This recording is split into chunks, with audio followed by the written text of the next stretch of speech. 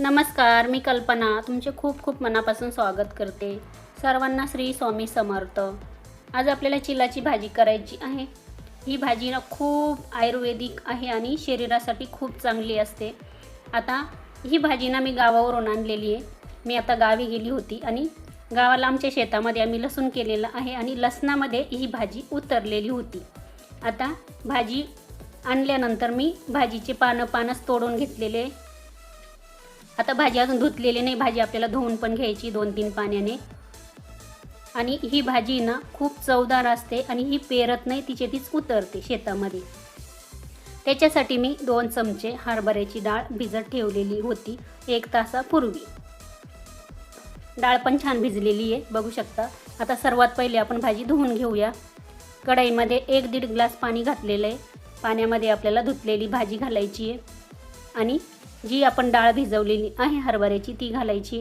आता तुम्ही याच्यामध्ये थोडीशी मुगाची डाळ पण घालू शकता. हरभऱ्याची नसेल घालायची तर किंवा तुरीची पण घालू शकता.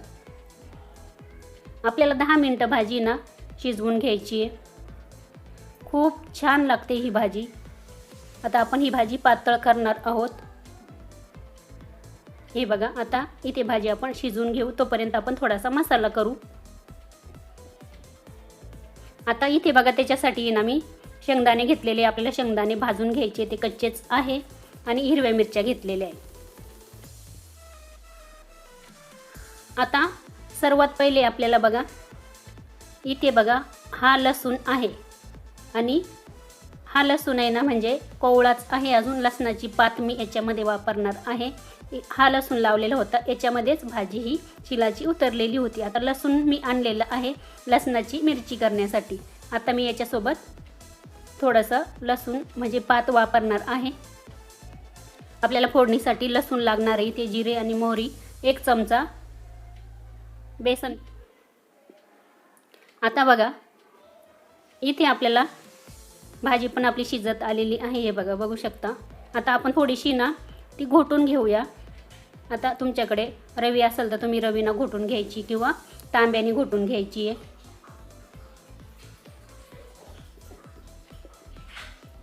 आता ही भाजी मी ताटामध्ये ओतून घेते, कारण का व्यवस्थित असं ती मॅश होत नाही आहे. ताटात ओतल्यानंतर छान अशी ती मॅश करून घेते मी. बघू शकता, इथे छान अशी मी एकजीव करून घेतलेली आहे. आता याच्यामध्ये ना 1 चमचा बेसन पीठ घालायचं आहे आपल्याला. चव पण छान लागते आणि भाजीला थोडासा घट्टसरपणा येतो त्याच्यासाठी.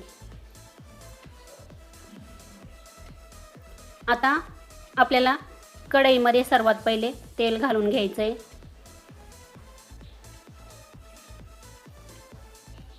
तेल गरम झाल्यावर आपल्याला लगेच त्याच्यावरती मोहरी घालायची आहे, जिरं घालायचं आहे.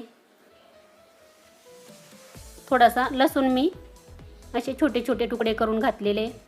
आता इथे बघा, हिरवी मिरची आणि जी पात होती ना लसणाची ती मी मिक्सरमध्ये बारीक केलेली आहे आणि शेंगदाणे भाजून ते मी वेगळेच बारीक केलेले. आता आपण हे तेलामध्ये घातलेलं आहे. आता पूर्ण लसूण आणि मिरचीचा कच्चेपणा जाईपर्यंत परतून घेतलेलं आहे. आपण आता याच्यामध्ये जी घोटलेली भाजी ती घातलेली आहे. आता तुम्ही पाणी तुमच्या आवडीनुसार घालायचं आहे. आता थोडीशी भाजी ना घट्टसरच ठेवायची, जास्त पण पातळ नाही जास्त पण घट्ट नाही. अजून थोडंसं पाणी घालू आपण, कारण का अजून याच्यामध्ये आपल्याला शेंगदाण्याचं कूट पण घालायचं आहे. हे बघा, आता इथे मी शेंगदाणे ना वेगळेच कोरडेच असे बारीक केले मिक्सरला, हे पण घालून घेतलेले. आणि हे बघा, या पद्धतीने अशी ठेवलेली आहे. आता याच्यावरती आपल्याला अजून मीठ घालायचं आहे. कोणत्याही भाजीमध्ये ना मीठ आहे ना शक्यतो नंतरच घालायचं, कारण का भाजीचा आपल्याला अंदाज येत नाही, पहिलेच भाजी शिजून कमी होते. मीठ घालून घेतलेले. आपल्याला 5 ते 10 मिनटं कमी गॅसवर उकळू द्यायची भाजी. खूप छान लागते, तुम्ही नक्की करून बघा.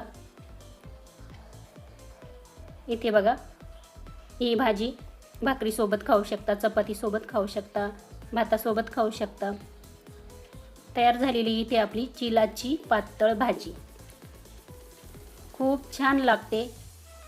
हे बघा, गावाला गेलं म्हणजे असं काहीतरी असतंच.